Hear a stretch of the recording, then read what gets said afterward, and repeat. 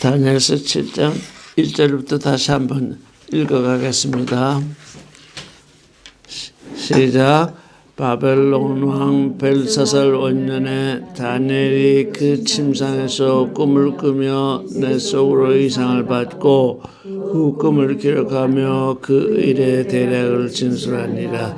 다니엘이 진술하여 가라되 내가 밤에 이상을 보았는데 하늘에 네 바람이 큰 바다로 몰려 불더니 큰 짐승 넷이 바다에서 나왔는데 그 모양이 각각 다르니 첫째는 사자와 같은데 독수리의 날개가 있더니 내가 볼 사이에 그 날개가 뽑혔고 또 땅에서 들려서 사람처럼 두 발로 서게 함을 입었으며 또 사람의 마음을 받았으며 다른 짐승 곧 둘째는 곰과 같은데 그 몸이 한편을 들었고 그 입에 이사이에는 새 갈빗대가 물렸는데 그에게 말하는 자가 있어 이르기를 일어나서 많은 고기를 먹으라 했으며 그 후에 내가 또 본즉 다른 짐승 곧 표범 같은 것이 있는데 그 등에는 새 날개가 있고 넷이 있고 그 짐승에 또 머리 넷이 있으며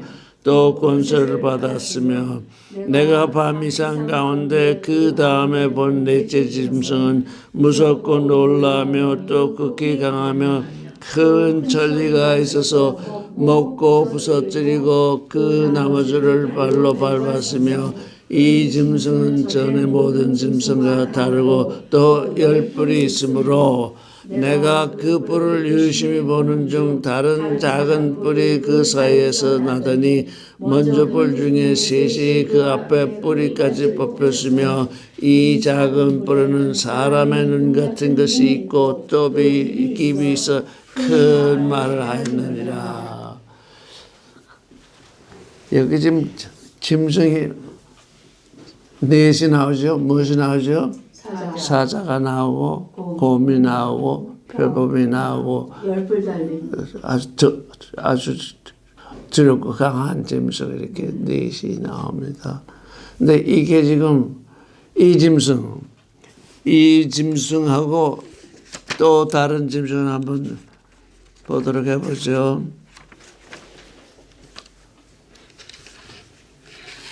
계시록 13장을 한번 보겠습니다. 13장 1절 2절을 읽어보겠습니다. 시작. 내가 보니 바다에서 한 짐승이 나오는데 뿔이 10이요 머리가 7이라. 그 뿔에는 10멸관이 있고 그 머리에는 참남된 이름들이 있더라. 내가 본 짐승은 표범과 비슷하고 그 발은 곰의 발과 같고 그 입은 사자의 입 같은데 용이 자기 능력과 보호자와 그 권세를 그에게 주었더라. 여기 나오는 짐승, 이 짐승은 지금 다니엘서의 어느 짐승에 해당되는 겁니까? 다니엘서 지금 보면 이 짐승은 10뿔이 있으므로 이렇게 되어 있죠. 그런데 여기 계시록 13장에 보면 그 뿔이 나오는데 뿔이 10이요 그랬잖아요. 그러니까 이 짐승은 다니엘서에 지금 네 번째 짐승을 얘기하는 겁니다. 다니엘서의 네 번째 짐승과 요한계시록 13장의 짐승과 같아요. 그런데 이 짐승이 어떻다고요? 2절을 보면 내가 본 짐승은 뭐 비슷해요? 표범하고 비슷하고 또 그 발은 곰의 발 같고 그 입은 사자의 입 같은데 용이 자기 능력과 보호자와 그 권세를 그에게 주었더라. 이렇게 말씀이 되어 있죠. 그 네 바람이 하늘의 네 바람이 바다에 몰려 불었는데 네 바람이 부니까 거기서 네 짐승이 나오잖아요. 네 짐승이 나오는데 네 짐승 중에 마지막 짐승은 어떤 짐승이냐? 표범과 같고 곰은 곰의 발 같고 깁은 사자의 입 같고 용이 자기의 능력과 보좌와 그 권세를 그에게 줬더라 이렇게 지금 되어 있잖아요. 그래서 하늘에서 네 바람이 부는 건 지난주에 우리가 검토를 했는데 그 바람이 무슨 바람이죠? 하늘에서 불어온 우상의 바람, 곧 육신의 정욕, 안목의 정욕, 이성의 자랑, 선악지식. 선악지식은 항상 하여간 여러분들 뭐 할 때 그 얘기 하나 좀 생각을 해보세요. 뭘 얘기한 것이 정당화하고 있으면 그게 선악지식이에요. 내가 한 일에 대해서 정당화하는 얘기를 했으면 그게 선악지식이라고. 그래서 이게 우리 인간은 이 선악지식을 벗어날 수가 없어요. 누구든지 누구하고 얘기하다 보면 내가 옳다고 정당화하거든요. 하나님 앞에서 옳은 사람이 없잖아요. 하나님 앞에서 옳은 건 믿음뿐인데 하나님을 믿는 믿음으로 얘기한 것이 아니고 내가 나를 정당화하면 그게 선악지식이 내 입에서 지금 나오는 거예요. 그래서 이 정당화, 교리라는 게 뭐죠? 그 정당화시키는 거예요. 그런데 이 말씀을 읽다가 표범 비슷하잖아요. 몸은 표범은 비슷해요. 또 발은 곰의 발바닥 같아요. 그 다음에 입은 사자 같아요. 그리고 권세를 누가 줬냐면 누가 줬어요? 용이 자기 능력과 보좌와 그 권세를 그에게 줬어요. 이게 종교인들이 용에게 받아서 행하는 그 교리의 권세입니다. 용이 권세를 줘요.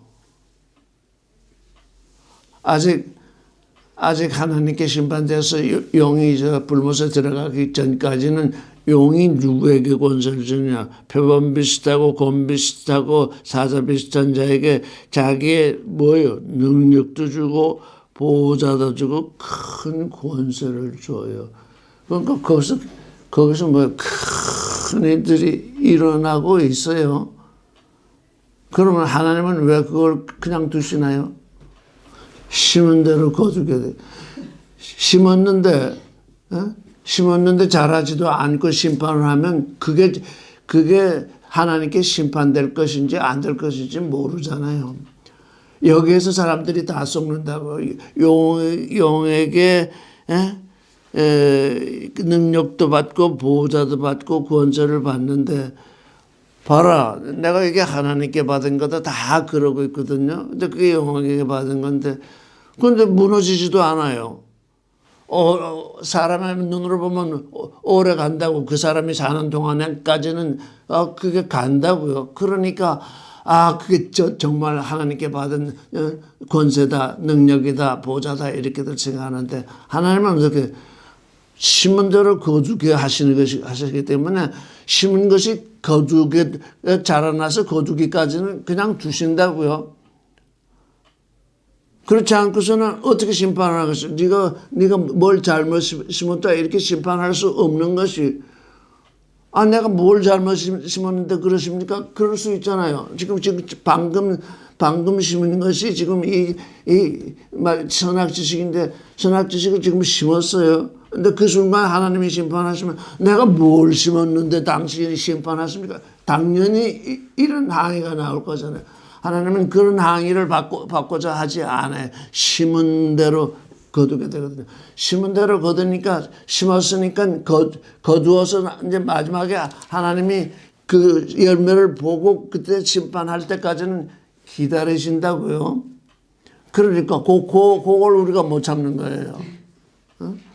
하나님의 말씀을 듣는 우리가 그걸 못 참고 어디서는 하나님의 말씀을 전하는 것 같은데 거기는 무슨 은사도 없더라 뭣도 없더라 그러면서 자꾸 자꾸 뭘 행하는 곳으로 가는데, 그러면 거기가 하나님을 전하는 것이 아니라는 거예요. 지금 여기 지금 요한계시록 13장에 보니까 자기 능력과 보좌와 권세를 준대요.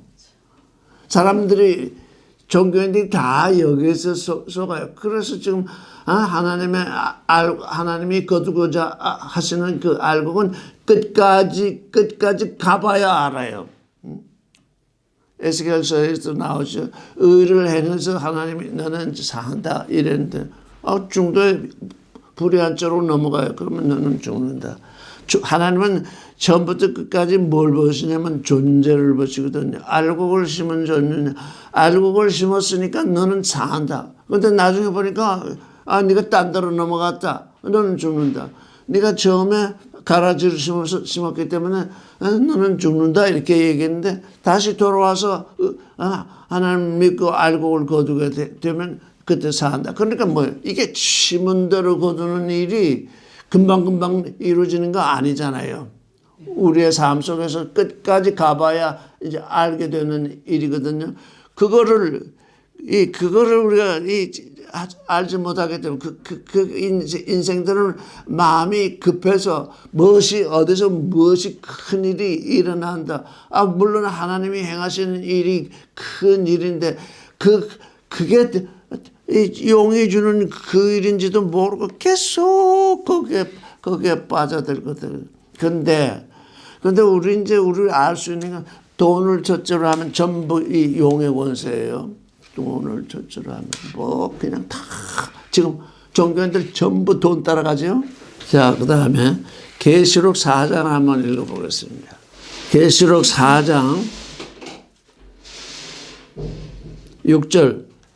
6절부터 읽어보겠습니다. 지금 보호자 앞에 수정과 같은 유리바다가 있고 보호자 가운데와 보호자 주위에 네 생물이 있는데 앞뒤에 눈이 가득하더라. 그 첫째 생물은 사자 같고 둘째 생물은 송아지 같고 그 셋째 생물은 얼굴이 사람 같고 그 넷째 생물은 날아가는 독수리 같은데 네 생물이 각각 6날개가 있고 그 안과 주위에 눈이 가득하더라. 그들이 밤낮 쉬지 않고 이르기를 거룩하다 거룩하다 거룩하다 주 하나님 곧 전능하시니여 전에도 계셨고 이제도 계시고 장차 오실 자라 하고 거기까지만 읽겠습니다. 지금 다니엘서에 나오는 짐승은 뭐죠? 사자와 곰과 표범과 그다음에 강하고 두려워 표범을 닮았고 곰의 발바닥이요 또 뭡니까 사자의 이빨을 가진 그런 아주 강하고 두렵고 강한 짐승이잖아요. 그런데 여기 요한계시록에 나오는 이 생물은 사자 같고 송아지 같고 사람의 얼굴 같고 독수리 같잖아요. 자, 다니엘서에서 나오는 네 생물과 요한계시록 또는 요한계시록 말고 또 어디에 또 나오나요? 에스겔서에 나오죠. 에스겔서에 나오는 이 생물은 어떻게 다른 건가요? 여기에서 나오는 이 계시록 4장 6절에서 나오는 6절 7절에서 나오는 말씀은 에스겔서에 나오는 말씀과 같은 것 같아요. 그거 같아요. 같은데 다니엘서의 네 짐승과 에스겔서의 네 짐승 또는 요한계시록의 네 짐승 어떻게 다른 건가? 어떻게 다르냐 그 말이에요. 아마 오늘 이 얘기를 처음 할 것 같아요. 지난번에 에스겔서에 나오는 그 네 생물은 하나님이 타고 다니는 짐승이라고 그러셨잖아요. 하나님이 타고 다니는 생물 또는 짐승. 네, 그렇게 이야기하셨어요. 그런데 그럼 다니엘서에서 나오는 짐승은 이거는 세상. 그러니까 근데 같은 사자잖아요. 보세요. 같은 사자. 네. 근데 지금 그러니까 사자는 같아요. 똑같이 사자라고 그랬어요. 그 다음에 뭐죠? 곰인데 요한계시록은 지금 뭐가 나와요? 여기는 송아지. 곰 대신에 송아지잖아요. 그 다음에 얼굴. 표범 대신에 뭐가 나와요? 사람의 얼굴. 그 다음에 강하고 이제 무서운 짐승 대신에 독수리 이렇게 지금 이제 완전히 주여. 그러니까 지금 이제 잘 들어야 돼. 우리 몸이 사자가 되어 있고 가슴이 송아지가 되어 있고 이제 배가 뭐가 되어 있어 사람의 얼굴이 되어 있고 밑에가 독수리가 되어 있다면 있는 존재가 있는 반면 하나님의 모양을 닮아가는 존재는 어떤 존재냐면 사자 같고 송아지 같고 사람의 얼굴 같고 날아가는 독수리 같은데 하나님을 닮지 아니하고 우상을 닮는 존재는 뭐 같다고요? 사자 같아요. 곰 같아요. 표범 같아요. 강하고 두려운 짐승 같아요. 그러니까 어떻게 해요? 비슷하잖아요. 사자. 그래서 사자를 이렇게 잘 들여다보면 사자를 이기는 짐승이 없잖아요. 근데 내가 이제 우상을 닮아가는 사자이면 약육강식. 그래서 내 앞에 있는 것을 먹어버리잖아요. 그런데 유다의 자손 사자가 이겼다 할 때는 세상을 이기는 사자잖아요. 세상에서 성공하는 사자가 있고 세상을 이기는 사자가 있다고요. 지금 똑같은 사자인데 지금 종교인들이 지금 함정에 빠져드는 모든 종주들이 빠져드는 함정이 뭐냐면 다 사자가 되어 있잖아요. 사자가 되어 있는데 뭐예요? 자기 종교인들을 다 잡아먹잖아요. 그들을 구원하는 사자가 되어 있는 것이 아니라 어떻게 해요? 그 사자에게 다 잡혀먹는다고. 뭘 통해서? 돈을 통해서. 그래서 돈만 얘기하면 다들 그냥 갑자기 돈만 얘기하고 돈 생긴다는 얘기만 하면 다들 얼굴에 회색이 돌거든요. 인생에 있어서는 돈이 제일 중요하니까. 그래서 이 사람을 잡아먹는 사자이냐 세상을 이기는 사자이냐 사람을 구원하시는 사자이냐. 근데 같은 사자로 등장하잖아요. 왜? 하나는 세상을 이기는 사자로서 등장을 시켰으니까. 근데 여기 성경 아무래도 읽어봐도 세상을 이기는 사자는 주님 스스로 하신 말씀 외에는 없잖아요. 그러니까 다 사자가 되고 싶어 하잖아요. 잡아먹는. 하여간 내 똘마니가 되게 다 잡아먹는. 그 다음에 곰이잖아요. 그 다음에 곰인데 요한계시록에서는 뭐가 나와요? 에스겔서에서는 뭐가 나와요? 송아지가 나오잖아요. 내가 십자가에 못 박혀서 죽어서 내 살과 피를 누구에게 줘요? 나를 믿는 존재들에게 양식으로 주는 존재잖아요. 그게 송아지가 하는 일. 세상을 이겨요. 세상에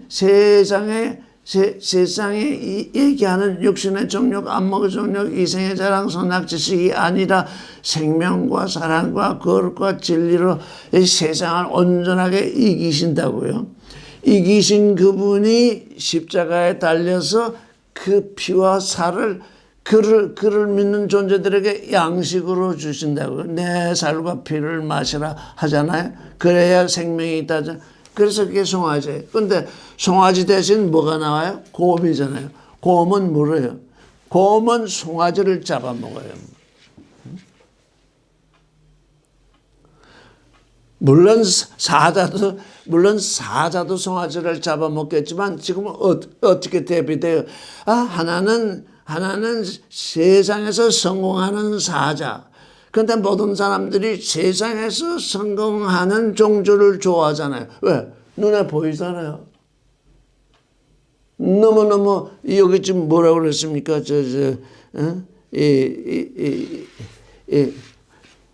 권세와 나라와 또 뭘 주죠? 권세와 영광. 능력과 보좌와 권세. 능력과 보좌와 권세. 이게 도대체 얼마나 굉장한 거예요. 능력과 보좌와 권세를 용이 그 종주에게 주니까 그거 바라보느라고 사람들이 다 거기에 몰려들어서 뭐가 돼요? 사자의 먹거리가 되잖아요. 그래서 사자의 먹거리가 되는데 그 사자가 영원한 게 아니잖아요. 그 사람 70은 70, 80은 80 죽잖아요. 그러면 누가 나타난다고요? 곰이 나타난다는 거예요. 곰이 나타나서 우리 주님의 살과 피를 마신 사람들을 전부 피를 흘려서 잡아먹잖아요.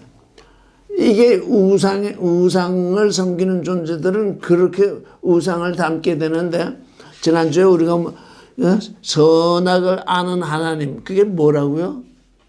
그게 우상이에요. 선악을 아는 하나님. 그러니까 뭐 조금 전에 우리 시작하기 전에 다 얘기했잖아요. 정당화하는 거. 이 종주들은, 이 사자들은, 이 곰들은 뭘 한다고요? 자기를 정당화해. 왜? 나는 하나님께 능력을 받았다. 나는 하나님께 권세를 받았다. 나는 하나님께 자료를 받았다. 안 그러는 사람이 있으면 여기서 얘기하세요. 지금 안 그러고 있는 사람이 있으면.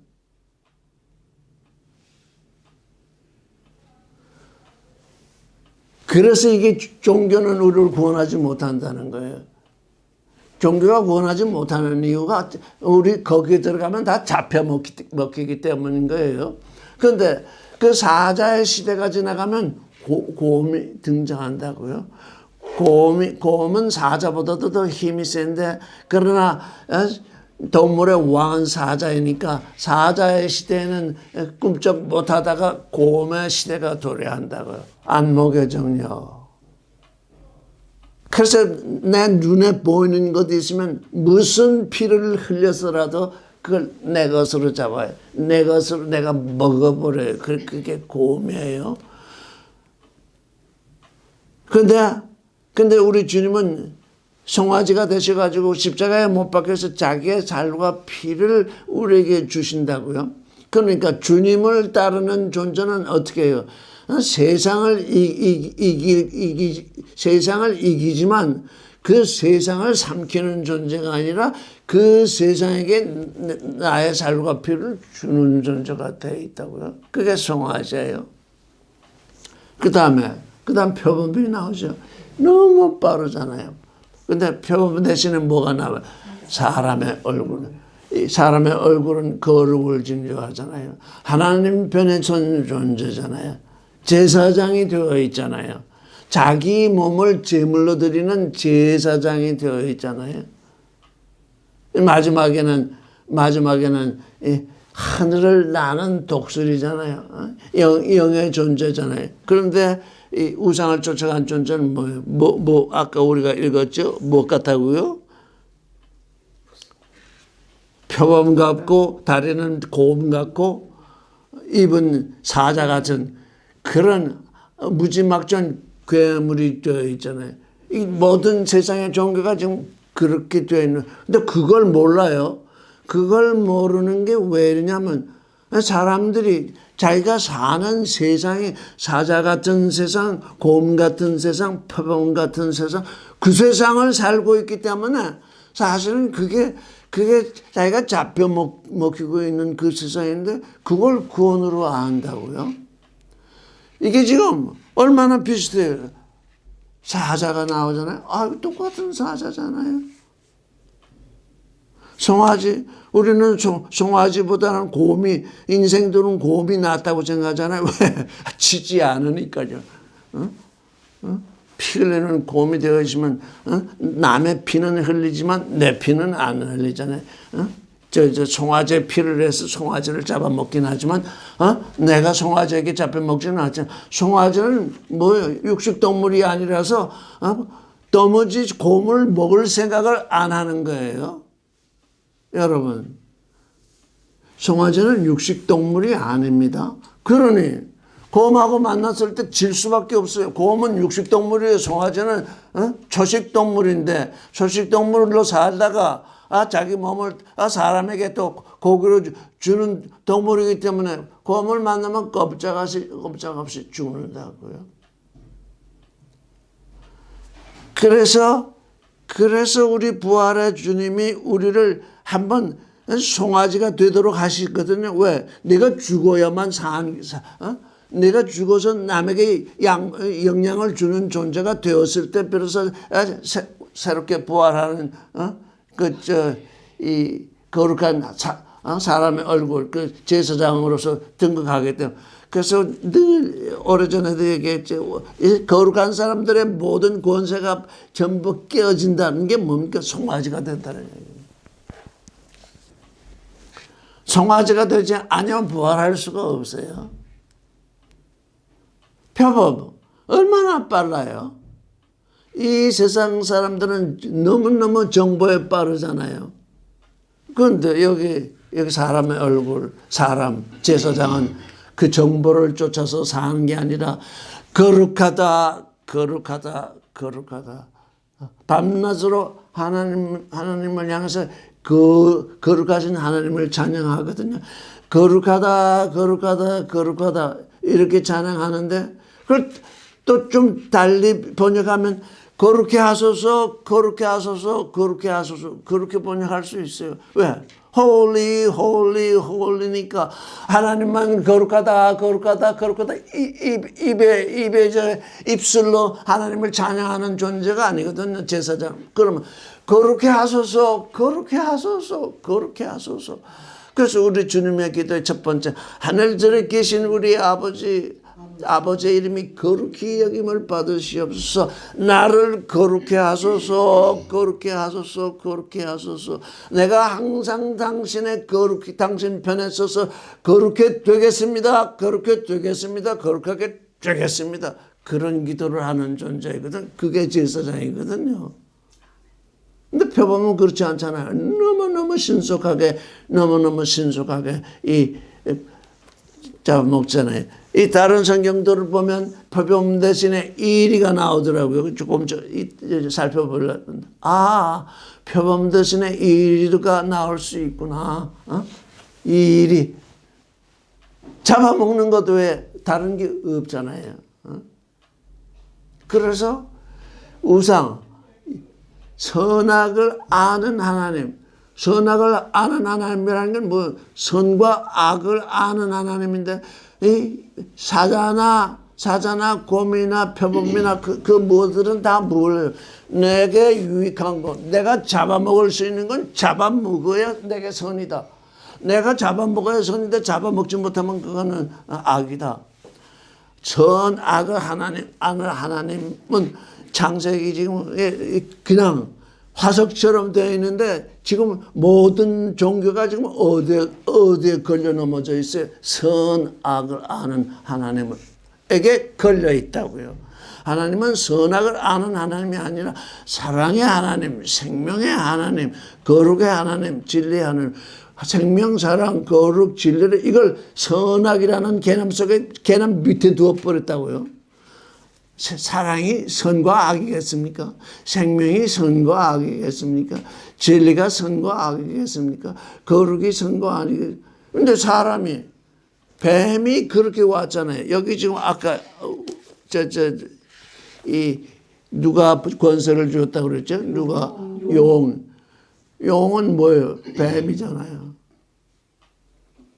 뱀이 선악 지식을 에덴의 동산에 들어와서 지금 아담에게 얘기했는데 네가 선과 악을 따져서 네가 선하다는 거 여기는 거 그거 쫓아가는 게 하나님처럼 되는 거다.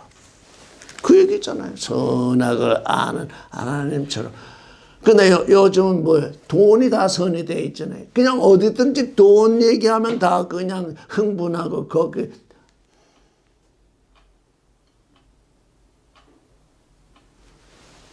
느부갓네살 왕이 세운 그 우상이 뭐예요? 금이요, 은이요, 동이요, 철이 그 뭐 다 돈 되는 거잖아요. 이 세상 나라, 이 세상의 임금들은 뭘 하냐? 돈 되는 나라를 세운다고요. 돈 없으면 더 한치도 움직일 수 없는 나라예요. 그래서 지금 이 동물로 비유된 우리 존재, 우리가 선악을 쫓아서 선악 판단을 해서 권선징악한다고 사람들이 얼마나 그걸 기쁘게 여기고 정말 좋게 여기고 그 선은 권장해야 되고 악은 징쳐야 된다. 그렇게 하는데 그 밑바탕을 딱 보면 내게 유익이 되는 게 선이요, 내게 해가 되는 것이 악이다. 내 육신에 이익이 되는 게 선이요, 육신에 해가 되는 게 악이다. 그렇게 뱀이 와서 그렇게 하나님을 그렇게 정의를 해주니까 그래서 그 선악을 알게 한 나무 실과를 따먹었잖아요. 그거를 지금까지 아무도 그걸 얘기하지도 않았고 그걸 생각해 보지도 않았기 때문에 이 짐승, 똑같은 짐승, 사자가 나오고 곰이 나오고 표범이 나오고 두렵고 강한 짐승이 나오는데 그게 뭐냐? 그게 선악 지식을, 선악을 아는 하나님을 따라가다 보면 바로 그런 짐승이 된다는 거. 그게 지금 성경에서 말하는 거잖아요. 생명의 하나님, 사랑의 하나님, 거룩의 하나님, 진리의 하나님을 쫓아가서 그 하나님의 모양을 담는 것이 아니라 에스겔서에는 드무트라는 말이 굉장히 많이 나와요. 1장에. 드무트. 배짜 알면은 닮다, 모양. 배짜 알면은 키 드무트는 에스겔서에 보면 전부 드무트예요. 근데 그 드무트를 우리 성경은 뭐라고 하냐면 전부 형상으로 번역을 해놓으니까 도무지 성경이 중분난방으로 되는 거예요. 모양으로 번역이 비록 모양으로 번역이 돼도 알 수 없을 텐데 형상과 모양이 지금 창세기에 나와 있는데 젤렘은 형상이야, 드무트는 모양이다 이렇게 되어 있으면 그래도 영문 성경은 다 지금 likeness 모양으로 번역이 되어 있어요. 그렇게 번역을 해놓고도 지금 모르고 있는 거예요. 왜? 그래도 문자를 따라가니까 드무트 이건 모양이다. 이렇게 번역은 그렇게 했다고요. 그런데 마르에라는 말이 있는데 지금 우리가 다니엘서를 보면서 다니엘은 마르에를 뭘 마르에라고 했냐면 하나님의 계시를 마르에라고 했어요. 하나님의 계시. 그런데 이 성경을 번역하는 사람들이 에스겔서에서는 전부 appearance, 드러난 것, 겉으로 드러난 것, 이걸 전부 appearance로 전부 번역을 했더라고요. 그걸 에스겔서의 말씀, 지금 appearance로 번역된 그 말씀을 계시로 읽을 거냐, appearance, 그냥 appearance는 하니까 그 성경을 읽는 사람들이 우리 번역하는 사람들이 appearance 겉으로 드러나는 것 아니냐. 그러니까 그게 뭘까? 그래가지고 자꾸 그걸 형상에다가 자꾸 갖다가 붙이는데 마르에 내 눈으로 보았다. 뭘? 하나님의 계시를 보았다. 하나님의 계시 속에 있는 그 모양, 그걸 지금 에스겔서는 얘기를 하고 있는데 그 에스겔서를 처음부터 잘못 읽고 있는 거죠. 그래서 에스겔서와 요한계시록과 이렇게 이제 우리가 읽는 다니엘서를 비교해 보니까 이 에스겔이 지금 드무트에 관해서 얘기하는구나. 무슨 드무트? 하나님의 모양을 담는 드무트. 그래서 조금 전에 그룹이 뭐죠? 그룹. 시편 18편 10절을 한번 보겠습니다. 읽어보세요. 같이. 시작. 구름을 타고 나르시며 바람 날개를 높이 뜨셨도다. 네. 아까 하나님이 그룹을 타고 다니셨다고 그랬잖아요. 그 그룹이 누굴까요? 여기 지금 네 생물이 그룹인데 그룹이란 뜻이 뭘까요? 저는 이 그룹이라는 뜻이 뭘까 하고서 뭐 원어 성경도 찾아보고 사전도 찾아보고 도대체 안 나와요. 그런데 에스겔서는 뭐라고 그러냐면 네가 하나님의 마음과 같은 채 할지라도 할 때 케레브 엘로힘 이렇게 돼 있다라고. 케레브가 뭐예요? 케레브 하나님의 마음과 같은 채 케레브 하나님의 마음과 같은 이런 뜻이거든요. 그래서 저는 그걸 읽고서 아니야 이 무릎을 쳤어요. 그룹이라는 게 하나님의 마음이로구나. 하나님의 마음은 누가 하나님의 마음을 담습니까? 우리가 담잖아요. 여러분 저 그룹이 딴 데 있는 게 아니에요. 우리가 그룹이 돼야 돼요. 하나님을 담는다는 게 뭐예요? 하나님의 마음을 담는 거잖아요. 하나님의 마음을 담는 자를 하나님이 타고 다니신다고. 이건 무지무지한 영광이잖아요. 하나님이 내 안에 계신다. 다들 그렇게 얘기하는데 증거가 안 나오잖아요. 하나님이 내 안에 계신지 아닌지는 뭐예요? 내가 그룹이 하나님의 마음이 되어 있는지. 하나님은 하나님의 마음을 가진 존재를 타고 다니시는데 내 안에 하나님이 계신다고 하면서 맨날 나는 뭐예요? 우상을 섬기고 있잖아요. 내 안에 하나님이 계신다고 하면 하나님이 나를 타고 계신 건데 하나님이 나를 타고 계신 게 한 번이라도 증거된 적이 있어요? 하나님이 내 안에 계시면 나를 타고 계시잖아요. 그러면 내 안에서 내가 그룹인 것이 드러나야 되잖아요. 내가 세상을 이기는 사자요. 내가 세상에게 나를 내 피와 살을 제공하는 송아지요. 내가 하나님을 닮겠다고 거룩하시다고 하는 그 하나님을 항상 사모하는 존재요. 제사를 드리는 존재요. 이제 독수리가 돼서 하늘을 나는 존재가 되어 있느냐.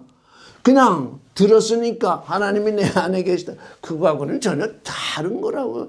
하나님이 내 안에 계신다. 그건 그냥 들은 거지. 나를 타고 계셔야 된다고. 내가 하나님이 나를 타고 계신 존재.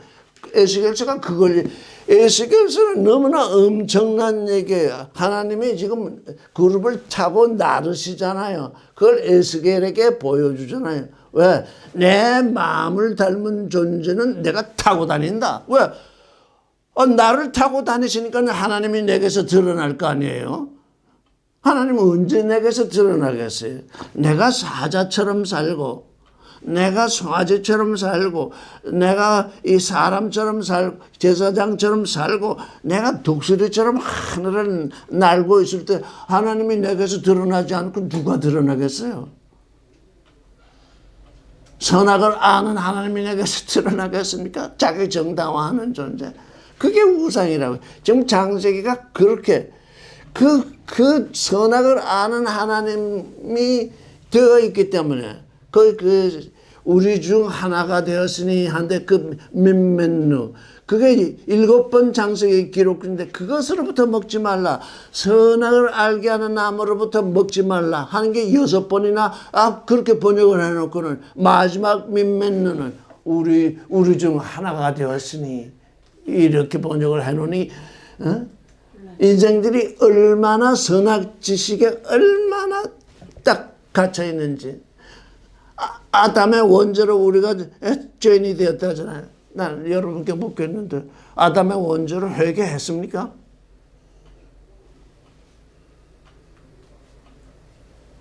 아담의 원죄로 죄인이 되었으면 아담의 원죄부터 회개를 해야 되는데 아담의 원죄는 회개도 안 했으면서 전부 의인이라고들 그러잖아요.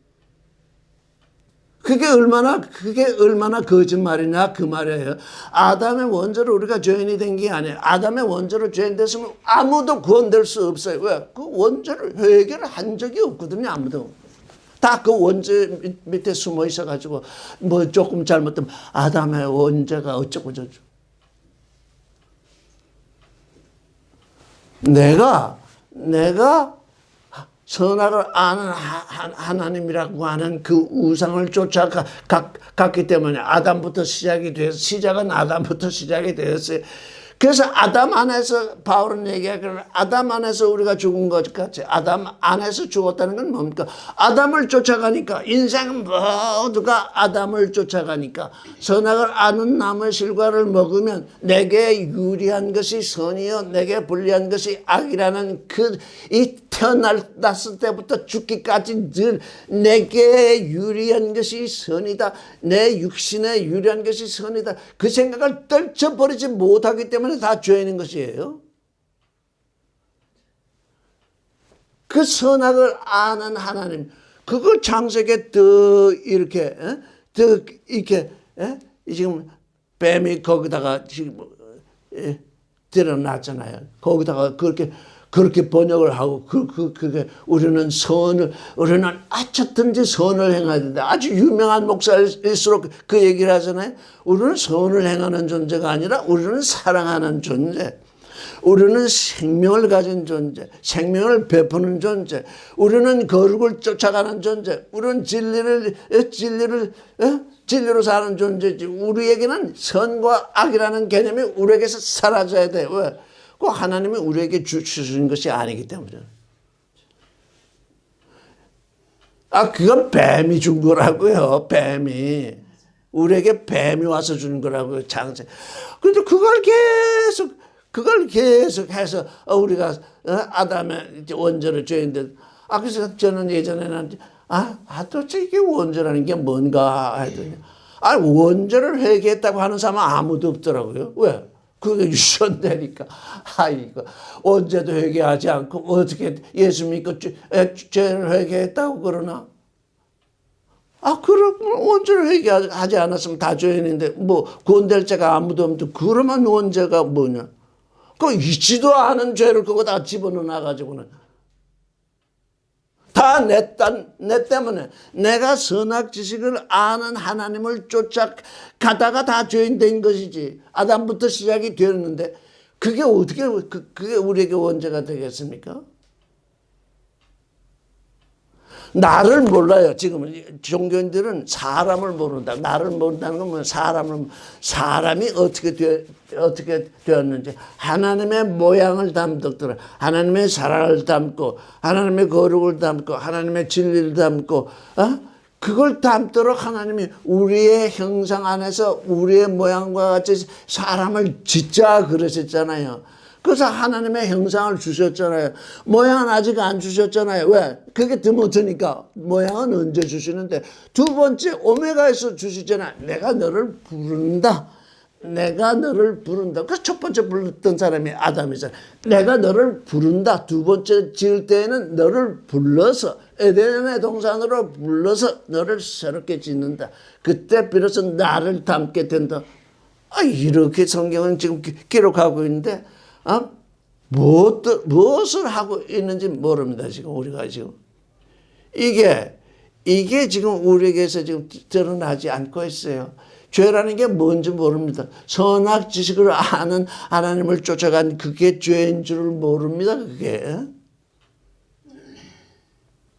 그래서 하나님이 우리를 이렇게 부르시잖아요. 넌 여기 있지 말고 여기로 이렇게 그건 전혀 다른 존재가 되라는 얘기입니다.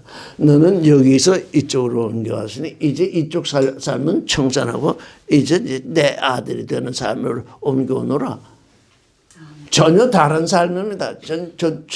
존재적 변화를 얘기하는데 이 존재라는 것도 우리 성경을 읽는 사람들이 존재라는 것에 나는 존재다. 나는 나다. 그 말씀이 지금 이 성경에 모세하고 대화할 때 얘기했는데 성경학자들이 뭐라고 그걸 해놨냐면 word play, 말장난이라 이렇게 해놨어요. 나는 존재다. 근데 나는 존재라는 말씀이 성경에 오래전에 이미 등장했는데 아무도 그 말씀에 대해서 착목을 하지 않으니까 하다 못해서 하나님이 철학자를 동원해서 너희들은 존재에 대해서 좀 말하거라. 하나님이 철학자를 동원해가지고 17세기, 18세기 그냥 존재에 대해서 얘기를 하게 해서 비로소 우리는 존재라야 하는구나. 그게 인식이 됐어요. 얼마나 인간들이 무지하고 완고했으면 아무리 성경을 읽어도 존재가 드러나지 않으니까 이건 안 되겠다. 세상 사람을 동원해야 되겠다. 그래서 하나님은 철학자를 동원해서 그렇게 존재 얘기를 우리에게 해줬기 때문에 비로소 우리에게 우리는 하나님을 본받는 존재이구나. 그 존재가 어디서 온 줄 아십니까? 성경 밖에서 왔습니다. 그래서 우리가 이 세상을 잘 보게 되면 하나님이 이 세상을 어떻게 운영하시는가 알 수 있어요. 지금 이 사자, 곰, 표범, 이 괴물 이거 왜 동원하시는 줄 압니까? 너희가 나를 본받겠다고 하면서 성경을 읽는데 겨우 하는 게 선악지식을 아는 하나님, 그 우상, 그걸 본받겠다고 하니까 너희가 지금 뭘 본받고 있냐? 야구 강식하는 사자가 되고 있고, 저 피 흘리는 곰이 되어 있고, 먹거리 덮치게 아주 신선한 표범이 되어 있고, 예? 하다못해 너 선악지식을 통해서 지금 어떻게 되어 있는 줄 아냐? 너희는 몸뚱이는 표범인데 다리는 곰이요, 이빨은 사자요. 이거 아주 괴물동을 우리 이 사람이 선악지식을 쫓아간 사람이 뭐가 되어 있든가 괴물이 되어 있다는 얘기입니다.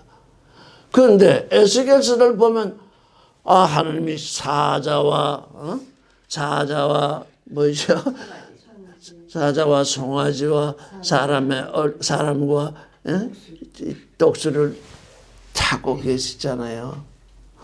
나를 본받는 존재 안에 내가 거기 타고 있으면 네가 곧 나이다. 그게 지금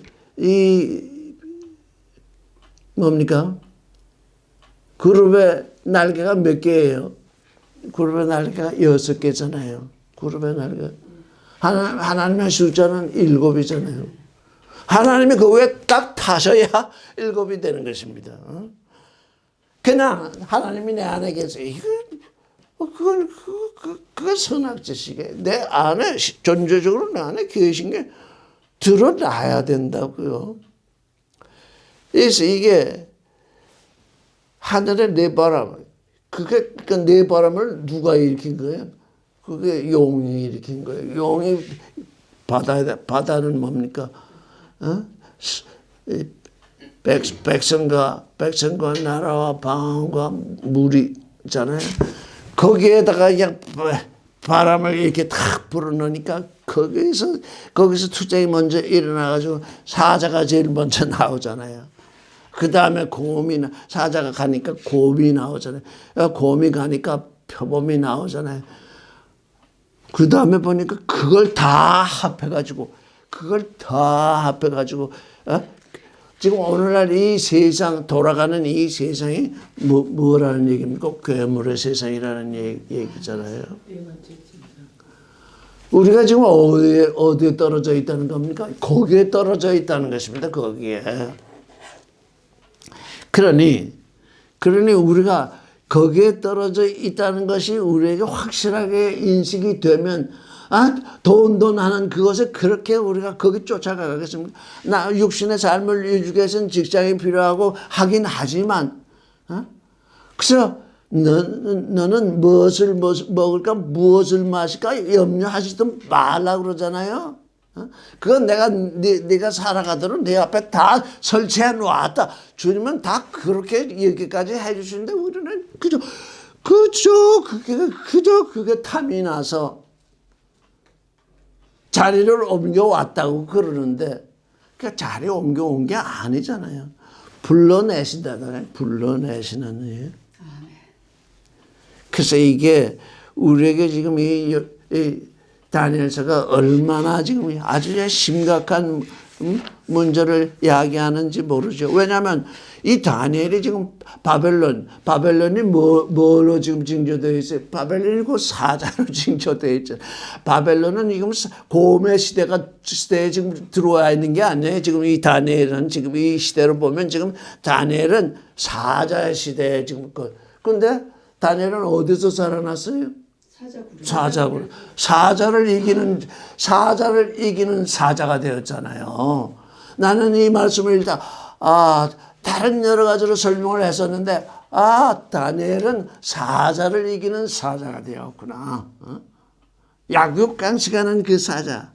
가장 힘을 길러서 뭘 그냥 남보다 앞서가겠다고 하던 그 약육강식의 그 사자의 세상에서 그 사자의 굴에 떨어졌다가 사자의 입을 막는 사자를 이기는 사자가 되었구나. 그걸 하나님은 다니엘을 통해서 지금 사자를 어떻게 이기느냐. 다니엘이 지금 사자를 어떻게 이겼느냐 하는 그 말씀이 그 다니엘의 글이잖아요. 자, 그래서 이제 그러면 여기 이제 사자를 읽겠습니다. 첫째는 같이 사자와 같은데 독수리의 날개가 있더니 내가 볼 사이에 그 날개가 뽑혔고 또 땅에서 들려서 사람처럼 두 발로 서게 함을 입었으며 또 사람의 마음을 받았으며 이게 무슨 말씀일까? 이제 바벨론이 사자야. 느부갓네살이 사자예요. 그런데 독수리의 날개가 있었어요. 여기도 독수리가 나오잖아요. 이 독수리는 무슨 독수리일까요?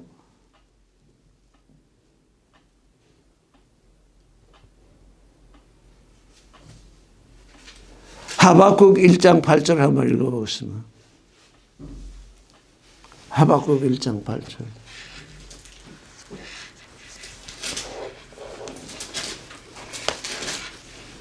1장 8절이요? 네, 1장 하박국 1장.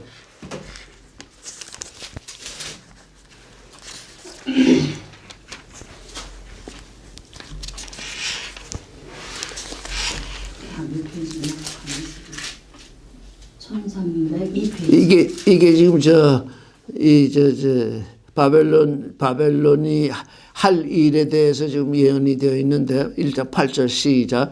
그 말은 표범보다 빠르고 저녁 이리보다 사나우며 그 기병은 원방에서부터 빨리 달려오는 기병이라 마치 식물을 움켜려 하는 독수리의 나름과 같으니라. 요한계시록에서는 하늘을 나는 독수리, 하늘을 높이 나는 독수리가 계시되어 있잖아요. 그런데 여기 하박국 1장 8절에서는 무슨 독수리가 계시되어 있어요? 마치 식물을 움키려고 하는 독수리가 하늘에 날긴 나는데 독수리가 왜 하늘을 납니까? 땅 아래 지금 먹거리 찾으려고 그래. 성경엔 두 독수리가 있는 거예요. 하늘을 높이 나른 그 초월의 독수리가 있는가 하면 요한계시록에서 나오는 독수리는 그 독수리예요. 그런데 여기 하박국에 나오는 독수리는 식물을 움키려 하는 독수리의 나름과 같다. 그래서 지금 바벨론은 어떤 나라이냐? 사자에다가 독수리의 날개까지 달았으니 이 유사일에 지금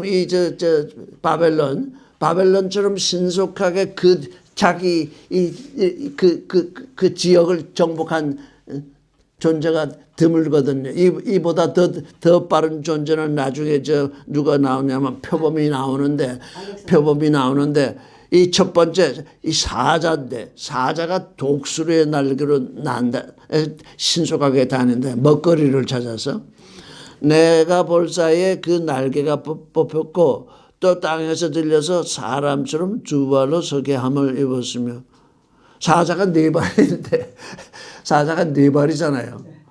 그런데 두 발로 서게 함을 받았대요. 또 사람의 마음을 받았으며 이게 뭔가 했더니 느부갓네살이 꿈을 꿨잖아요. 무슨 꿈을 꿨죠?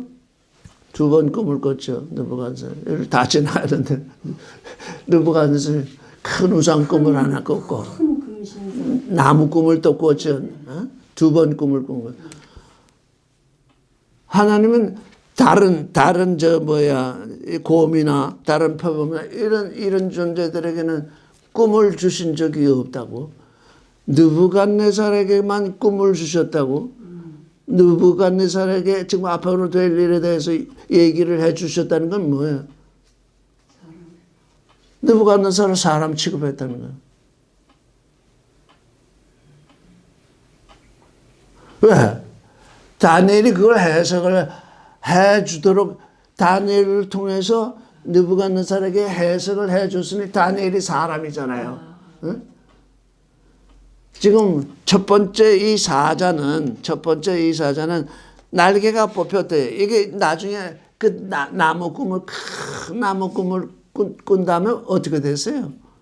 폐위가 됐잖아. 응? 미쳤잖아. 미쳤어. 7년 동안 미쳤었잖아요. 다 지나가는데 지금 다 아니 알고 7년 동안 미쳤다가 다시 돌아왔잖아요. 그러니까 사자가 날개를 달고 막 전쟁에 나가서 그냥 약육강식을 하는데 미치면 어떻게 될까? 전쟁할 수 없잖아요. 그래서 그 날개가 뽑혔다는 것은 그 전쟁을 이제 그치게 하셨다는 것이고, 땅에서 들려서 두 발로 서게 함을 입었다. 그러니까 저는 이 느부갓네살을 해석할 때 이 느부갓네살이 지극히 높으신 하나님을 얼마나 극찬을 했는지 모릅니다.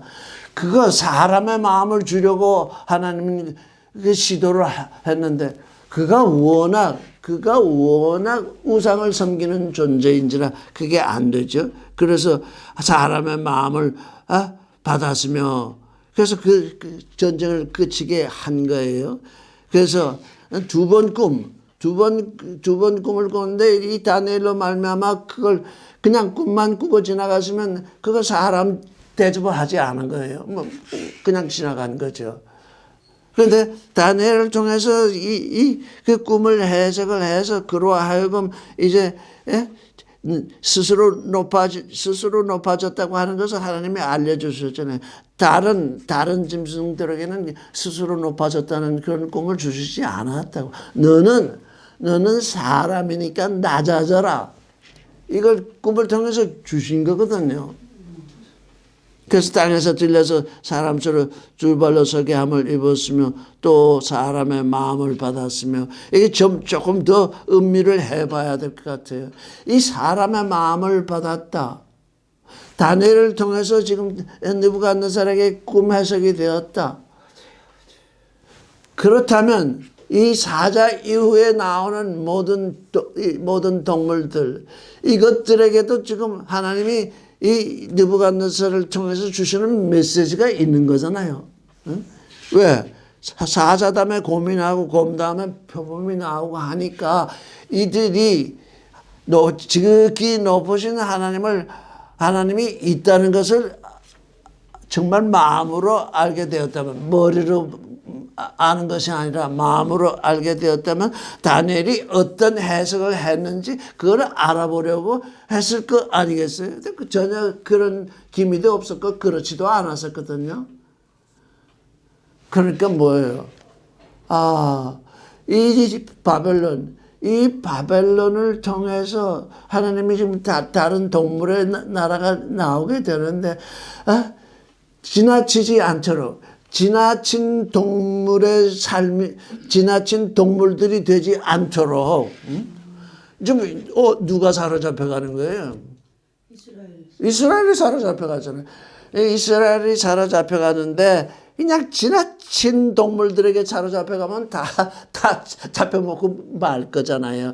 그러니까 사로잡혀가게 하시기는 하시지만 지나치게 멸시를 당하거나 지나치게 학대를 당하거나 지나치게 밟힘을 당하지 않도록 하나님이 여기서 하시고 계신 걸 우리가 바라볼 수 있는 거예요. 다니엘을 통해서 지금 그래서 사람의 마음을 받았다. 너희 동물들일지라도 이 동물들은 실제 누구의 사람이잖아요. 속사람. 그 선악을 아는 하나님을 본받다 보니까 사람이 지금 그 속사람이 지금 짐승이 되었는데 너희는 그 형상이 사람이니 어떻게 하라는 거예요? 사람으로서 살라 하는 그 의미가 거기에 담겨 있는 거잖아요. 그래서 지금 이 이 사자와 독수리에게 지금 사로잡혀 갈 그 얘기는 모세부터 예언이 되어 있는 겁니다. 지금 이게 모세 때부터 예언이 되어 있는 겁니다. 너희가 내 법 안에 내 계명 안에 들어가 있지 아니하면 그렇게 될 것이 이미 모세로부터 예언이 되어 있어요. 그러니까 이 이스라엘 사람이 아니라 우리를 보면 우리가 이미 모세로부터 예언되어 있는 그걸 장목하지 못하고 이스라엘이 바벨론에 사로잡혀 가 있다면 이건 또 우리에게 예언하시는 말씀이잖아요. 너희가 나에게 부름을 받아가지고 내가 너희로 하여금 산다고 했을 때 산 존재로 있어야지 다시 죽는 존재가 되지 말라는 것이 언성경의 예언이잖아요. 부름을 받은 존재는 이제 사는 존재니까 내 안에서 살아야지. 내 안에서 사는 척 하다가 다른 데 물러나면 너는 죽는다. 그건 뭐야? 성경 전체가 지금 예언하고 있는 거잖아요. 그 예언을 이 예언을 통해서 우리가 또 확인할 수 있는 거죠. 자, 독수리는 그렇고 그러면 우리가 바람에 대해서 많이 검토를 했었는데 시편 84편 15절을 한번 보겠습니까? 시편 83편 15절 시작. 주의 광풍으로 저희를 쫓으시며 주의 폭풍으로 저희를 두렵게 하소서. 그래서 이게 바람도 두 가지가 있더라고요. 이 사탄의 바람, 우상의 바람, 이보다도 더 강력한 바람이 있는데 주의 광풍으로 저희를 쫓으시며 주의 폭풍으로 저희를 두렵게 하소서. 이 우상의 바람이 불어올 때 하나님은 가만히 있으시냐? 아니더라고요. 우리 하나님은 광풍을 일으키시고 폭풍을 일으켜서 바벨론의 시대가 지나가게 하고 또 메데 바사의 시대가 지나가게 하고 또 그리스 헬라의 시대가 지나가게 하시는 그 일을 하시더라고요. 그래서 지금 우리 주님이 언제 오셨다고 얘기했습니까? 우리 주님이 2000년 전에 오셨는데 그때가 언제였어요?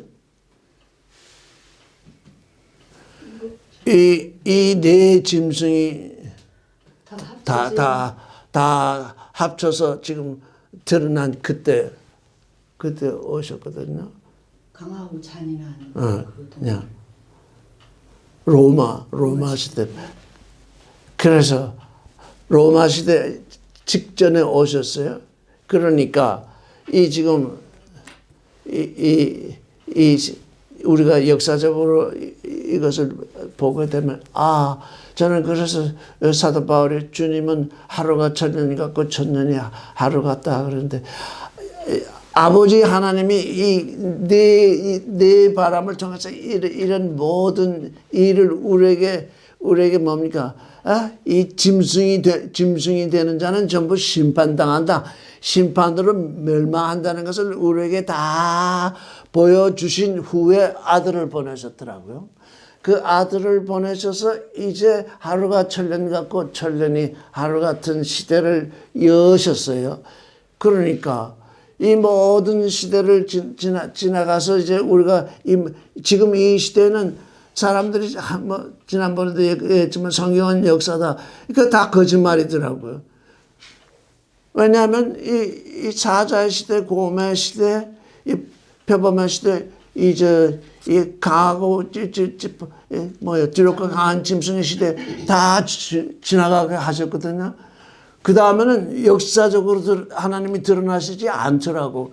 이스라엘이 나라로 있을 때에 그 드러나셨거든. 이스라엘 나라가 없어지니까 어떻게 됐어요? 이제 이스라엘이 지금 새로 하나 생겼는데, 이스라엘 나라가 없어지니까 이스라엘 백성이나 이방이나 어때요? 다 동일해요. 그래서 동일한 믿음의 시대를 여시기 위해서 이 시대를 이렇게 지나가게 하셨더라고요. 그런데 이제 이 다니엘서 마지막 보면 또 한 번 그 시대가 열리잖아요. 왜 또 그 시대가 그런 시대가 열리는가 했더니 지금도 이스라엘은 예수 그리스도를 믿지 않잖아요. 그러니까 마지막 때 이스라엘로 하여금 그거 이제 지금 마지막 때인데 우리 예수 믿는 사람들이 그때를 자꾸 얘기하고 있는데 그때는 우리 때가 아니에요. 그 마지막 때는 어느 때는 이스라엘의 때예요. 너희가 이제까지 이렇게 이방인을 통해서 너희를 구원하려고 너에게 이렇게까지 보여줬는데 아직도 들어오지 아니하니 한 번 더 바람을 일으킨다. 그래서 그 이스라엘이 그 마지막 심판 때에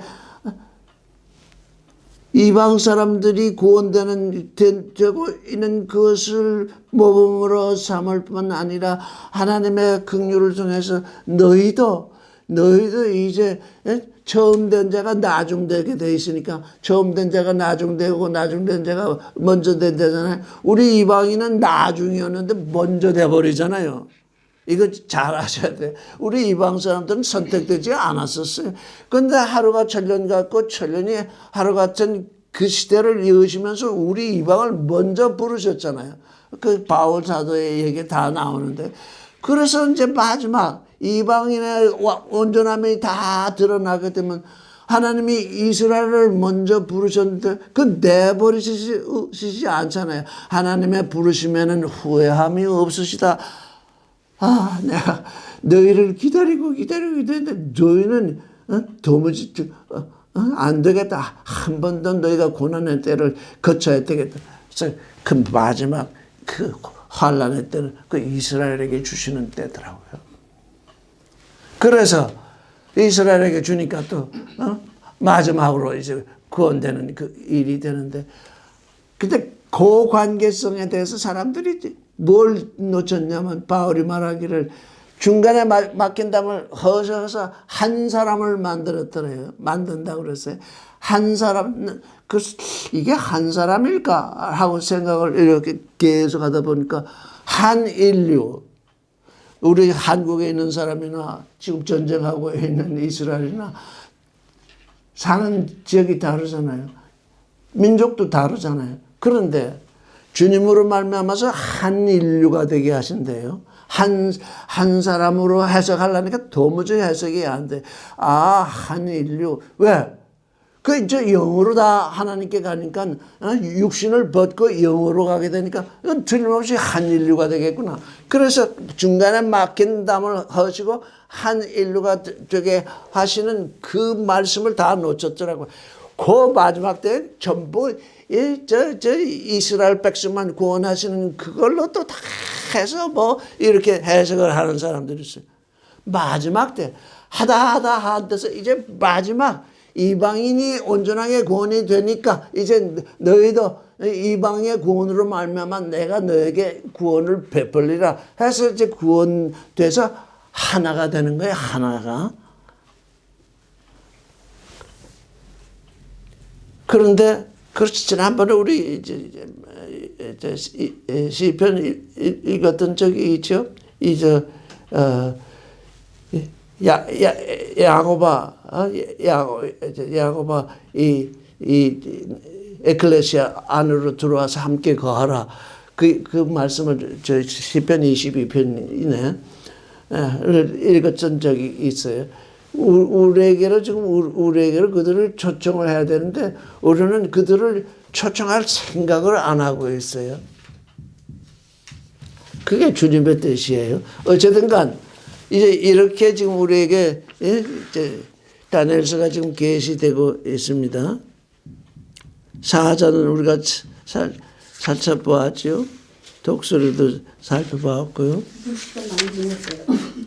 호세아서 13장 6절을 한번 읽어보겠습니다.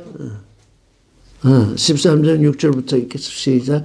저희가 먹이온 대로 배부르며 배부름으로 마음이 교만하며 이로 인하여 낮을 잊었느니라. 그러므로 내가 저에게 사자 같고 길가에서 기다리는 표범 같으니라. 내가 새끼 잃은 곰같이 저희를 만나 염통 거풀을 찢고 거기서 암사자같이 저희를 삼키리라. 들짐승이 저희를 씻으라. 이 곰 얘기는 이 성경에 잘 안 나오는데 여기 호세아에서 뭐라고 그랬습니까? 새끼를 잃은 곰같이 저희를 만나 그 염통 거풀을 찢고 거기서 암사자같이 저희를 삼키리라. 들짐승이 저희를 찢으리라.